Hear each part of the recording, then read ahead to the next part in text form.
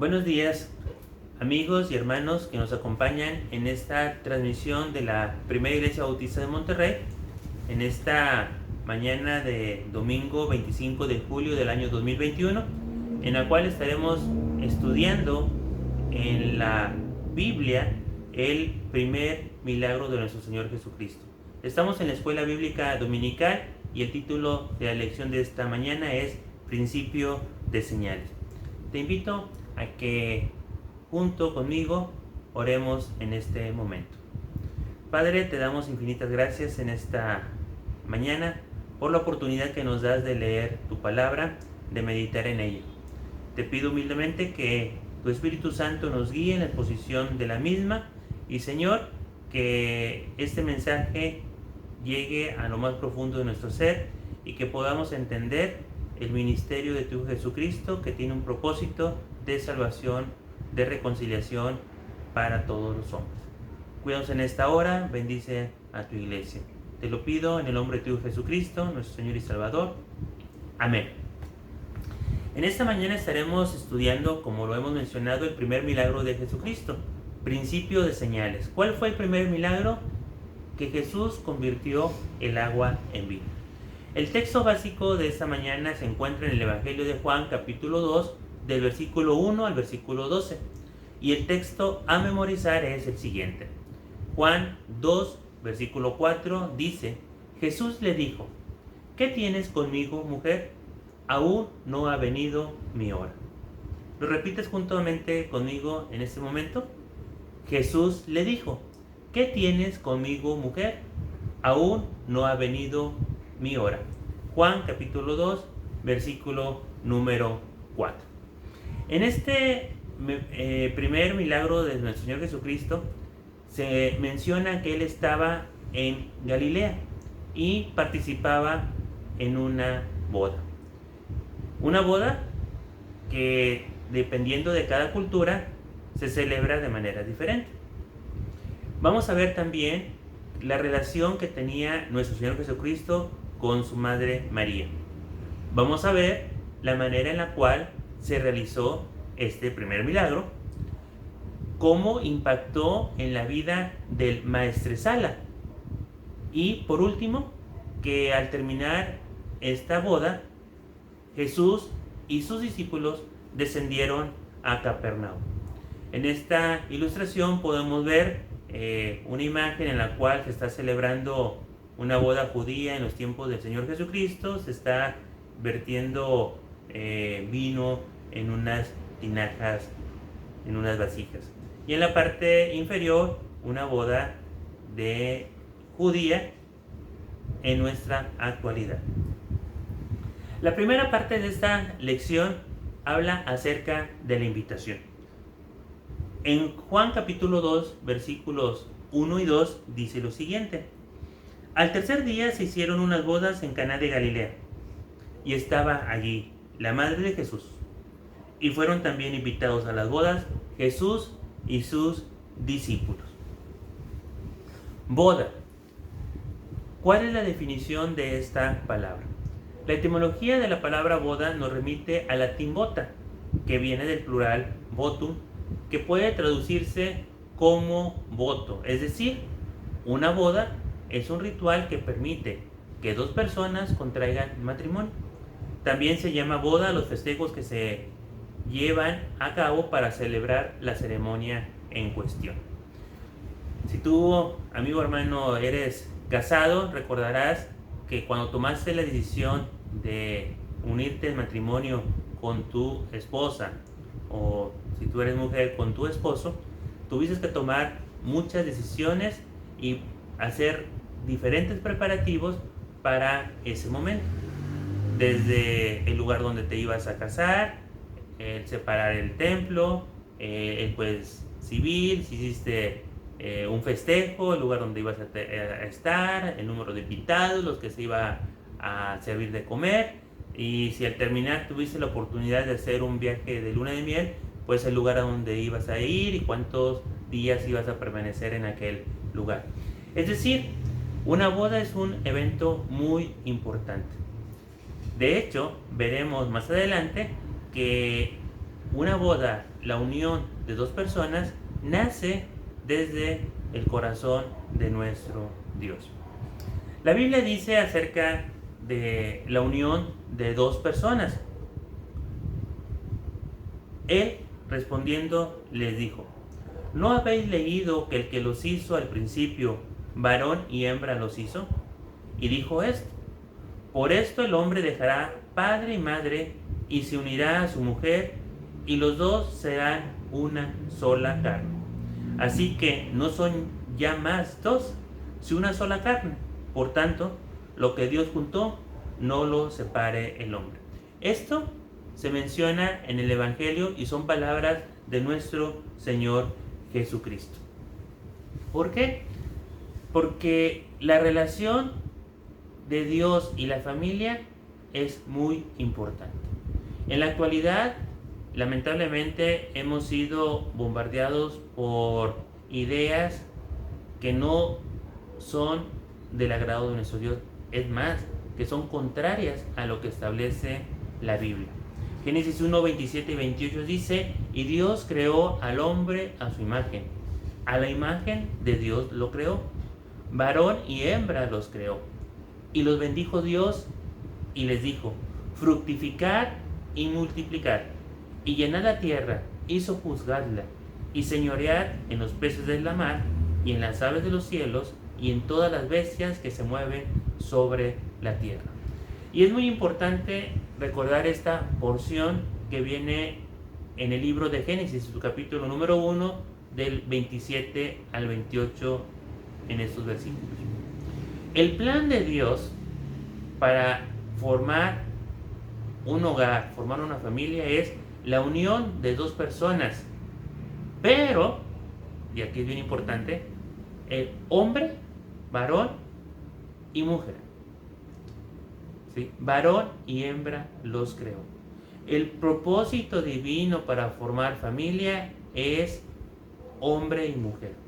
Lamentablemente, ahora en nuestra actualidad, el mensaje del mundo es que se pueden unir en matrimonio dos hombres o dos mujeres. ¿Sí? Eso no está establecido en la palabra de Dios. Sí entendemos que legalmente buscan que haya un contrato para legitimar sus derechos. Bueno, pero eso no es un matrimonio. ¿Sí? Dios estableció un diseño precioso, ¿sí?, establecido para bendición de la humanidad. Por eso es importante que nosotros entendamos este concepto. Allá en 2 Timoteo capítulo 3, versículo 17, nos menciona que nosotros tenemos la oportunidad de comprender lo que es mejor para nosotros de acuerdo a la palabra de Dios. 2 Timoteo capítulo 3, versículo 16 y 17 nos dice lo siguiente: toda la escritura es inspirada por Dios y útil para enseñar, para redarguir, para corregir, para instruir en justicia, a fin de que el hombre de Dios sea perfecto, enteramente preparado para toda buena obra. Si tú tienes alguna duda de estas nuevas ideologías, ve a la palabra de Dios y te permitirá enseñar, redarguir, corregir, instruir en justicia, a fin de que el hombre de Dios sea perfecto. Segundo punto, Dios quiere que respetemos el diseño establecido por Él. En Efesios capítulo número 6, versículos del 1 al 4, nos menciona una imagen preciosa de lo que debe de ser la familia. Dice: hijos, obedeced en el Señor a vuestros padres, porque esto es justo. Honra a tu padre y a tu madre, que es el primer mandamiento con promesa, para que te vaya bien y seas de larga vida sobre la tierra. Y vosotros, padres, no provoquéis a ira a vuestros hijos, sino criadlos en disciplina y amonestación del Señor. También Dios quiere bendecir a la familia. Dice, Dios quiere que fructifiquen, ¿sí? Dice la palabra de Dios, y les dijo: fructificad y multiplicar. En algún momento nos pueden preguntar, ¿cuántos hijos debes de tener? Bueno, los que Dios nos mande. Y en la palabra de Dios mencionaba que llenemos nuestra aljaba de hijos. Entonces llena tu aljaba, porque de esa manera Dios va a bendecirte. También Dios menciona, ¿sí?, que tenemos la bendición de Él para dominar sobre toda la creación. Entonces, si tú y yo podemos entender el plan divino, que es formar una familia, podemos entonces recibir la bendición de nuestro Dios. Continuamos con la lección de esta escuela bíblica dominical en el segundo punto de esta mañana, y tiene que ver con la necesidad y la respuesta del Señor. Esto lo podemos ver en los versículos del 3 al 5. ¿Cuál fue la necesidad?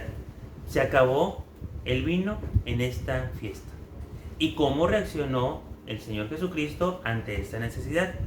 Bueno, nosotros podemos ver que María, la madre de Jesús, solicita ayuda para que Él pueda solucionar este gran problema. La respuesta de Jesús a la solicitud de María y la recomendación que da María a la gente que estaba sirviendo en esta boda. Quiero aprovechar para ver lo que enseña la palabra de Dios acerca de Jesús y acerca de su madre María. Número 1.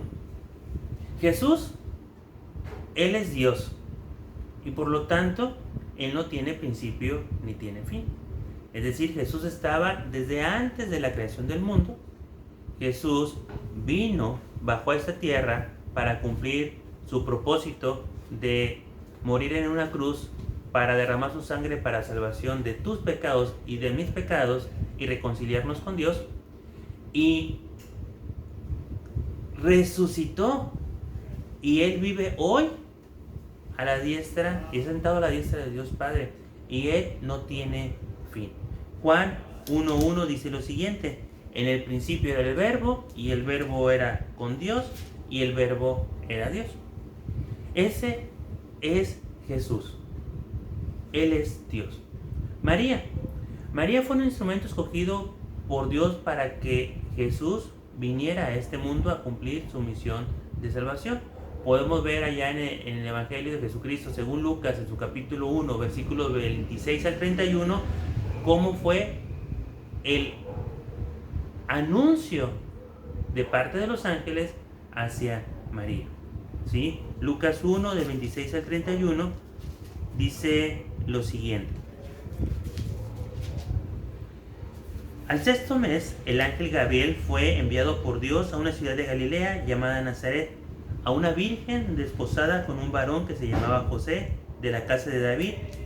El nombre de la virgen era María. Y entrando el ángel de donde ella estaba, dijo: salve, muy favorecida, el Señor es contigo, bendita tú entre las mujeres. Mas ella, cuando le vio, se turbó por sus palabras y pensaba qué tipo de saludo sería este. Entonces el ángel le dijo: María, no temas, porque has hallado gracia delante de Dios, y ahora concebirás en tu vientre y darás a luz un hijo, y llamarás su nombre Jesús. María fue un instrumento escogido por Dios.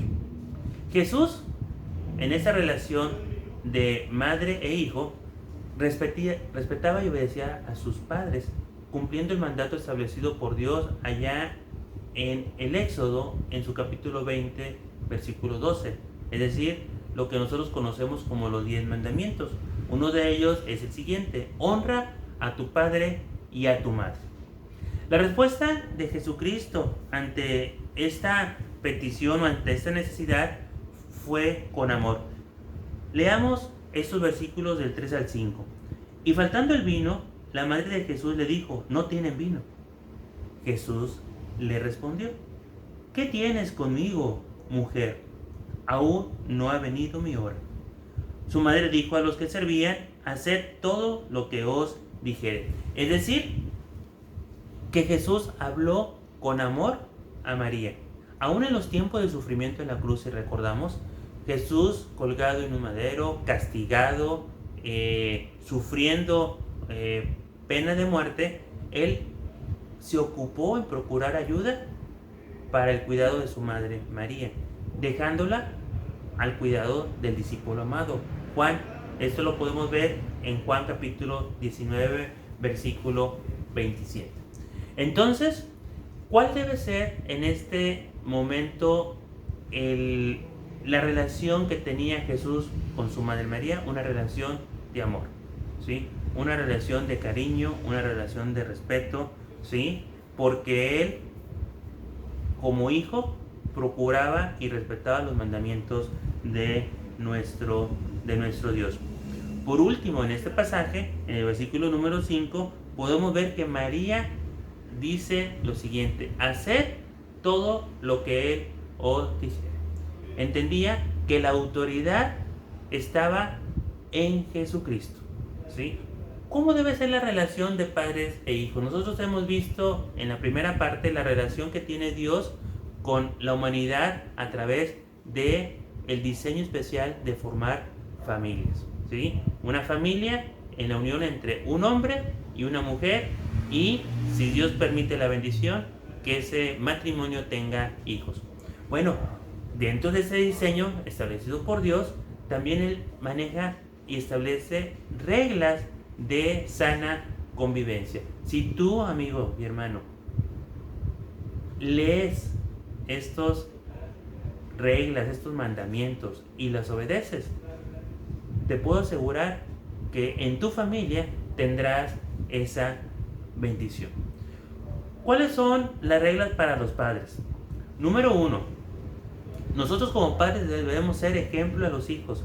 Lo podemos ver en Proverbios capítulo 20, versículo 7 y 19, versículo 1. Acompáñenme, ¿sí? Abriendo ahí sus Biblias y buscando este pasaje. Proverbios capítulo 20, versículo 7. Dice lo siguiente: camina en la integridad del justo, sus hijos son dichosos después de él. Da ejemplo apropiado a tus hijos. Segunda de Corintios 1:12, un testimonio de vida coherente en la familia y en la sociedad, ¿sí? Debemos ser íntegros en nuestro hogar y fuera de nuestro hogar, en el trabajo, en la iglesia, con nuestros amigos, con nuestros vecinos. También un consejo para los padres es: provee para el presente y el futuro de los hijos. En Proverbios capítulo 13, versículo 22 dice lo siguiente: el bueno dejará herederos a los hijos de sus hijos, pero la riqueza del pecador está guardada para el justo. En la primera parte de este versículo dice: el bueno dejará herederos a los hijos de sus hijos. Nosotros como padres somos un instrumento para que la provisión de Dios llegue a nuestro hogar. Es decir, el hombre debe ser trabajador, debe de generar ingresos, debe de procurar que la familia esté tranquila, siempre pidiendo la bendición de Dios. Cuarta regla o cuarto consejo en esta mañana: enséñales a obedecer a Dios. Fíjense que muchos de nosotros nos olvidamos de este consejo. Procuramos tener la tranquilidad o el cuidado financiero, económico, de estudios para nuestros hijos, así que nada falte, pero a veces nos olvidamos de la enseñanza bíblica, ¿sí? Y ese es un consejo que nosotros no debemos de olvidar. Es mucho más importante darles a nuestros hijos instrucción bíblica que instrucción académica. En el Salmo número 32, versículo 8, dice lo siguiente: te haré entender y te enseñaré el camino en que debes andar. Sobre ti fijaré mis ojos. Una recomendación: enséñale a tu hijo, a tu hija, el camino que conduce a la vida eterna. Proverbios 22:6 es un gran consejo: es edúcalos a partir de principios y valores. ¿Cómo consideramos que están en la actualidad la juventud, la niñez en nuestros días? Antes decía, o es experiencia personal, que tus padres con la mirada te decían que te quedaras quieto, que te callaras, que fueras educado, que solamente podías hablar cuando te cedían la palabra. El día de hoy nosotros nos podemos dar cuenta que pareciera que los que mandan en el hogar son los niños, ¿sí? Cuando en la realidad la autoridad está en ti, padre y madre responsable del hogar. Proverbios 22:6 dice lo siguiente: instruye al niño en su camino, y aun cuando fuere viejo, no se apartará de él. Principios y valores. Ora por tus hijos, ¿sí? Así como es importante enseñarles de la palabra de Dios, ora por tus hijos. 1 Samuel 12 y versículos 22 y 23 nos dan esa enseñanza. Y por último, somete la familia a Dios. Así que si tú, mi amigo, quieres que tu familia tenga paz, armonía, esté tranquila, que sientas que Dios reina en ese hogar, ora a Dios y Él te bendecirá y suplirá todo lo que te falta conforme a sus riquezas en gloria. Ahora, yo sé que también ahí nos están escuchando hijos. Bueno, la Biblia también establece mandatos para los hijos. Número 1, sujétate a tus padres. La autoridad en el hogar son los padres. Romanos capítulo 13, versículo 1 y 2. Hónralos. Efesios 6:2 y Éxodo 20:12, que es el quinto de los mandamientos. Sé obediente siguiendo lo establecido por Dios. Colosenses 3:20. De repente a veces nuestros jóvenes nos preguntan, ¿debo de obedecer a mis padres si me piden algo malo? Por supuesto que no, ¿sí? Sé obediente siguiendo lo establecido por Dios, ¿sí? Generalmente nuestros padres van a buscar lo mejor para sus hijos. Lamentablemente hay veces padres que están desviados del camino de Dios y no buscan por el cuidado de sus hijos. Pero tú sé obediente siguiendo lo establecido por Dios. Proveerles de aquello que pudieran necesitar. A veces tus padres ya llegaron a la tercera edad, ya son ancianos. Proveerles lo que ellos necesiten, ¿sí? Es un deber el honrarlos, ¿sí? De acuerdo a tus posibilidades. Y atiende a la instrucción de los padres. Con esto podemos dar por concluido este segundo punto de esta historia, de esta enseñanza, principios de señales. Había una necesidad en esa boda. Se acabó el vino, ¿sí? Y Dios suplió esa necesidad. Y podemos ver la relación afectiva que había entre Jesús como hijo y María como su mamá.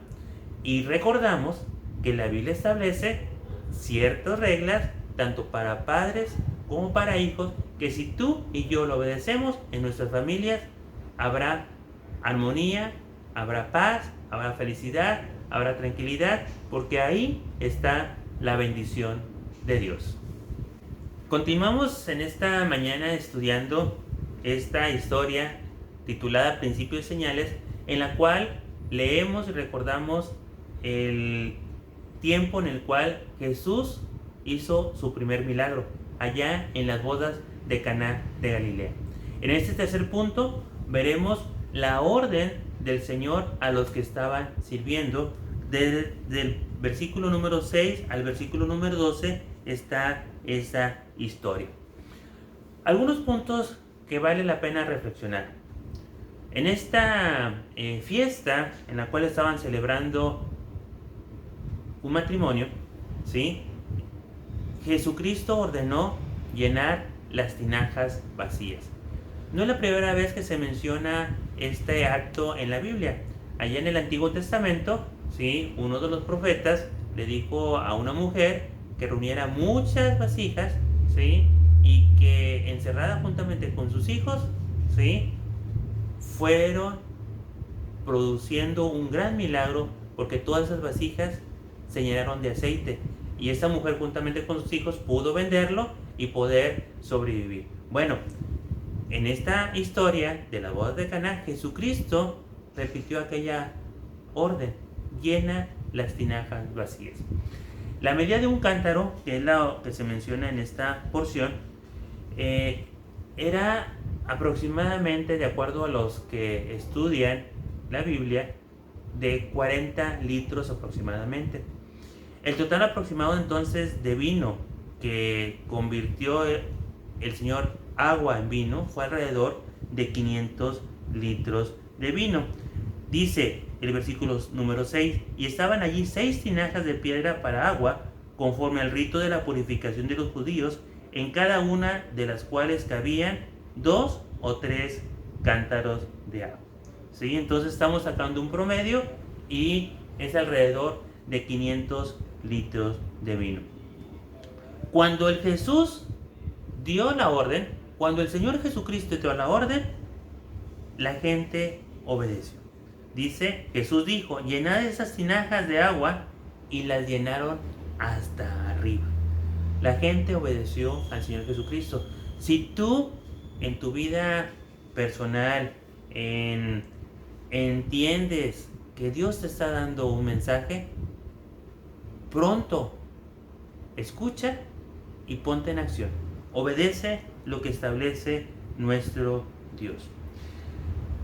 ¿En qué consistió este milagro? Bueno, se llenó aquellas tinajas con agua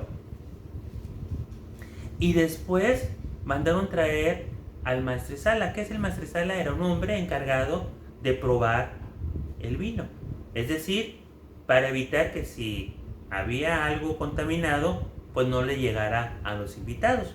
Bueno, este maestresala, al momento de probarlo, se dio cuenta de algo. Número 1, que no era agua. Eso es lo que habían vertido los sirvientes en esas tinajas. Número 2, que era vino. Y número 3, que el vino que estaba probando en este momento era de mejor calidad que el que se había servido antes. Eso impactó grandemente al maestresala. Y este milagro hizo que la gente que se dio cuenta, especialmente los de su círculo cercano, los discípulos, entonces creyeron en él. ¿Por qué? Nuestro Señor Jesucristo hizo milagros para que la gente creyera en él, ¿sí? Para que viera el poder, para que viera la autoridad que él tiene sobre la naturaleza, ¿sí?, sobre las cosas. Dios tiene todo el poder porque él es omnipotente. Dios está presente en todo lugar. Hoy está aquí con nosotros, y en aquel lugar donde 2 o 3 personas se reúnen en el nombre de Jesucristo, ahí está Dios en medio de ellos. Dios conoce todas las cosas. Él conoce cuáles son tus sentimientos, cuáles son tus pensamientos, y Él quiere lo mejor para ti. En esta última parte podemos ver que entonces Dios, con su gran poder, convirtió el agua en vino. Y quiero aprovechar esta historia para tocar un tema que en algunas ocasiones nuestros mismos jóvenes hacen la pregunta: ¿podemos tomar vino los cristianos? ¿Qué piensas tú? Antes de que veamos lo que dice la palabra de Dios, ¿cuál es tu postura ante esta situación? Si tú eres creyente, ¿estarías o estás acostumbrando a tomar bebidas con alcohol? ¿Es correcto delante de Dios? Si tú eres una persona que simpatizas con los cristianos, ¿crees que es correcto tomar vino? Bueno, deja decirte que el vino en los tiempos de Jesús, como cualquier tiempo, es una bebida alcohólica, ¿sí?, que se obtiene por fermentación del jugo de uva. Y en los tiempos del Nuevo Testamento debemos recordar que el agua no era muy limpia. Es decir, nosotros en la actualidad podemos abrir la llave de nuestra casa y podemos tomar ese líquido porque confiamos que es un agua que no te va a hacer daño en tu cuerpo. Sin embargo, en los tiempos del Señor Jesucristo la calidad del agua no era tan buena. Y hay diferentes calidades de vino y de graduación de alcohol. Es decir, hay algunos vinos que tienen una graduación de alcohol ligera y otros que tienen una graduación de alcohol muy alta. Bueno, la Biblia menciona algunos ejemplos de personas que tuvieron relaciones con el vino. Y hay porciones de la palabra de Dios que nos invitan tanto a la abstinencia como nos mencionan las consecuencias de la embriaguez. Y vamos a ver primero las cuestiones de la abstinencia. Allá en Levítico capítulo número 10, versículo 9, nos menciona que Aarón y sus hijos sacerdotes tomaron la decisión de que no debían de tomar vino. Acompáñame a ver esta porción de la palabra de Dios. Levítico capítulo número 10, versículo 9 dice lo siguiente: Y Jehová habló a Aarón diciendo: Tú y tus hijos contigo no beberéis vino ni sidra cuando entréis en el tabernáculo de reunión, para que no muráis. Estatuto perpetuo será para vuestras generaciones. Es decir, los sacerdotes debían abstenerse de vino y de sidra. También había gente que hacía un voto, como son los nazareos. En Números capítulo 6, versículo 3 nos menciona eso, y también Jueces capítulo 13, del versículo 4 al 7. Uno de los que habían hecho un voto y fue un juez de Israel fue Sansón. Los recabitas, allá en Jeremías capítulo 35, versículos 2, 5, 6, 8 y 14, también ellos tomaron la decisión de no tomar vino. Una historia que es muy conocida por muchos de nosotros es la historia de Daniel y sus amigos. Daniel era un judío, ¿sí?, que fue llevado cautivo a Babilonia. Y cuando llegó a Babilonia, como era uno de los hombres más inteligentes, porque Babilonia se llevó a lo más selecto del pueblo de Israel, se les dio a esos jóvenes la instrucción de que deben de comer la comida y la bebida del rey. Sin embargo, Daniel y sus amigos tomaron la decisión de no contaminarse con la comida y bebida del rey, y tomaron solamente de bebida agua y comieron solamente frutas y legumbres.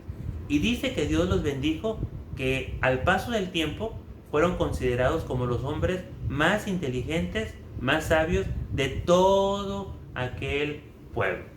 Entonces ahí vemos ejemplos de personas y mandamiento de Dios hacia cierto grupo de personas para que no tomaran vino ni sidra.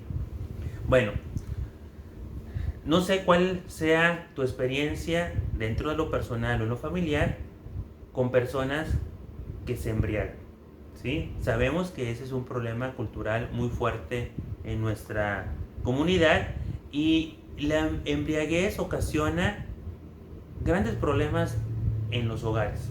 Se han destruido familias porque o la mamá o el papá o los dos, ¿sí?, se emborrachan y destruyen aquel plan precioso de nuestro Dios de formar familias sanas, íntegras, en comunión. Casos o ejemplos bíblicos relacionados con el vino en los cuales vemos las consecuencias de la embriaguez. Noé.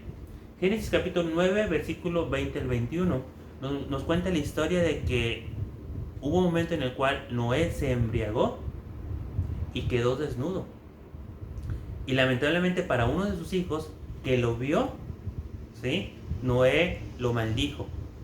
Es decir, cuando tú no estás en tus 5 sentidos, haces cosas que no son correctas. Noé quedó desnudo y se vio, uno de sus hijos lo pudo ver de esa manera. Lot, ¿sí?, Lot fue embriagado, y en ese estado de inconsciencia menciona la palabra de Dios en Génesis 19 del 30 al 35 que tuvo relaciones sexuales con sus hijas, ¿sí? Es algo que viene en la palabra de Dios. Es algo que sucede en nuestra actualidad, ¿sí? Dentro del hogar, un hombre alcoholizado no mide sus actos. Nabal, ¿sí? En el primer libro de Samuel, capítulo 25 al 36, nos menciona que Nabal, un hombre rico, estando alcoholizado, se enfrentó a David, un hombre de guerra, y por no permitirle o por no darle algo de alimento, estuvo a punto de ocasionar que toda su familia y todas sus posesiones fueran arrasadas por David y su ejército. No tuvo control de las consecuencias de sus actos. Otro ejemplo de embriaguez fue Amnón. Amnón fue uno de los hijos de David, y en una reunión que invitó a Absalón a sus hermanos, ¿sí?, lo embriagó, y en ese estado de embriaguez fue asesinado. No se dio cuenta. La historia está en el segundo libro de Samuel, capítulo 13, versículo 28. Entonces estamos viendo en este tiempo ejemplos de abstinencia y ejemplos de causas por estar embriagado. ¿Pero qué dice la Biblia acerca del vino? Proverbios 21 dice: el vino es escarnecedor, la sidra alborotadora, y cualquiera que por ellos hierra no es sabio. Proverbios 21:17 dice: el que ama el placer se quedará en la pobreza, el que ama el vino y los perfumes jamás serán ricos. Hay un consejo para Lemuel. Dice: no conviene que los reyes tomen bebidas alcohólicas, ni que se emborrachen. Esto lo encontramos en Proverbios capítulo 31, versículo 4. Es decir, la Biblia menciona acerca de los peligros que puede traer el vino. Y en esta porción de Proverbios capítulo 23, del 29 al 35, en esta traducción de la Nueva Traducción Viviente, me voy a permitir leerla, quiero que la leas, y vas a ver cómo la Biblia especifica claramente los estragos que hace en una persona el alcohol. ¿Quién tiene angustia? ¿Quién siente tristeza? ¿Quién es el que siempre pelea? ¿Quién está siempre quejándose? ¿Quién tiene moretones sin motivo? ¿Quién tiene los ojos rojos? La respuesta es el que pasa muchas horas en las tabernas probando nuevos tragos. No te fijes en lo rojo que es el vino, ni en cómo burbujea en la copa, ni en lo suave que se desliza, pues al final muerde como serpiente venenosa, pica como una víbora. Tendrás alucinaciones y dirás disparates. Te tambalearás como un marinero en alta mar, aferrado a un mástil que se mueve. Y entonces dirás: me golpearon, pero no lo sentí. Ni siquiera me di cuenta cuando me dieron la paliza. ¿Cuándo despertaré para ir en busca de otro trago? Esta porción está escrita en la Biblia y es la descripción gráfica del problema de alcohol que hay en mucha de nuestra sociedad.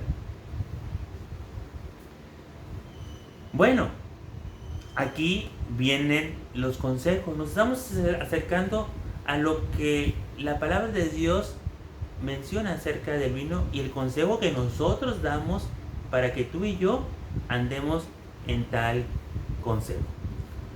La Biblia en Efesios capítulo 5, versículo 18 dice: no se emborrachen, pues eso lleva al desenfreno. Al contrario, llénense del Espíritu Santo. Y entonces aquí viene la pregunta: ¿entonces puedo tomar vino mientras no me emborrache? Te voy a hacer otra pregunta. ¿Cuál es el punto de cruce entre mantenerte sobrio y ponerte ebrio? ¿Lo conoces? La Biblia te dice: no se emborrachen, mejor llénate del Espíritu Santo.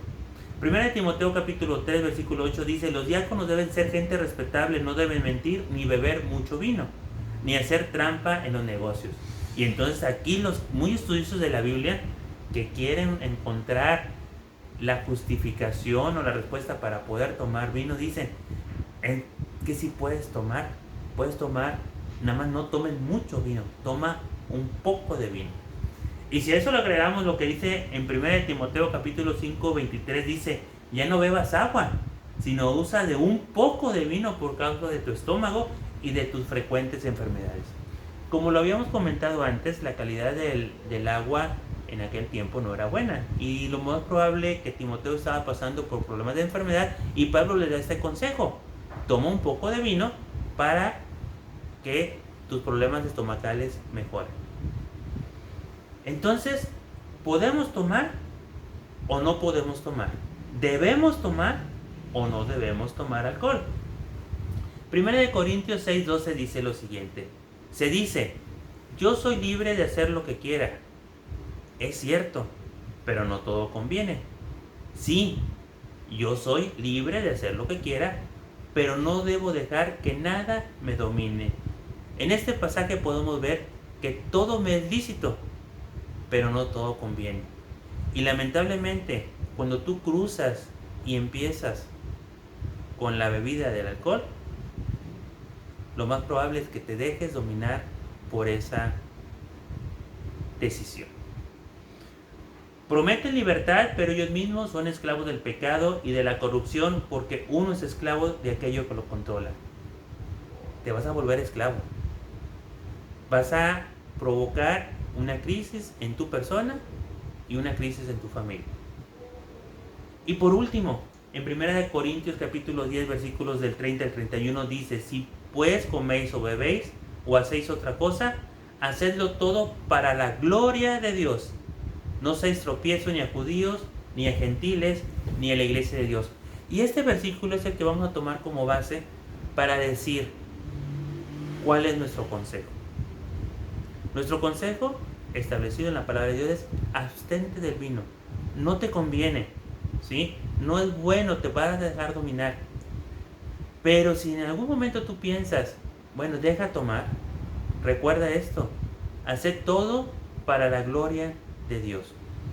Y yo no me veo en algún escenario en el cual pueda glorificar el nombre de Dios tomando una cerveza, tomando una copa de vino, ¿sí? Al contrario, sí puedo ser de testimonio que aquel que me vea y conozca que soy cristiano pueda ser una piedra de tropiezo para que él pueda tomar la decisión de creer en Jesucristo como su único y suficiente Salvador.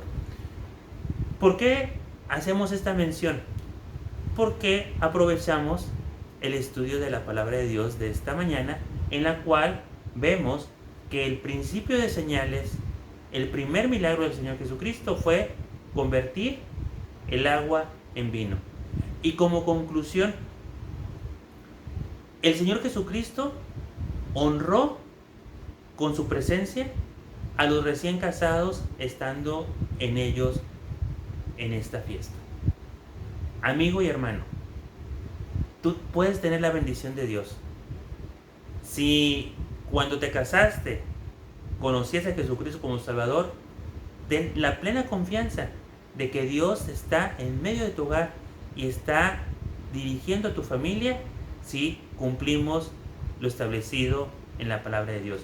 Y tú, amigo, si hoy sientes que tu familia está en un proceso de destrucción o que necesita algo que los fortalezca, que los une, busca a Dios, porque el Señor Jesucristo honra el matrimonio, ¿sí?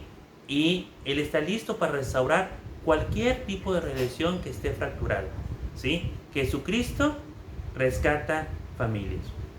Segunda aplicación, el Señor Jesucristo manifestó su poder cambiando el agua en vino. Si Él tiene ese poder de convertir el agua en vino, que fue su primera señal, Él tiene todo el poder. Así que si tú tienes alguna duda, alguna inquietud, pídele con fe.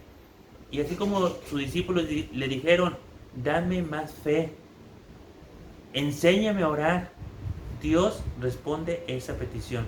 En esta semana que acaba de concluir, tuvimos nuestra escuela bíblica de vacaciones y en en nuestras redes sociales tuvimos muchas preguntas, muchas inquietudes de gente que necesitaba ponerse en paz con Dios.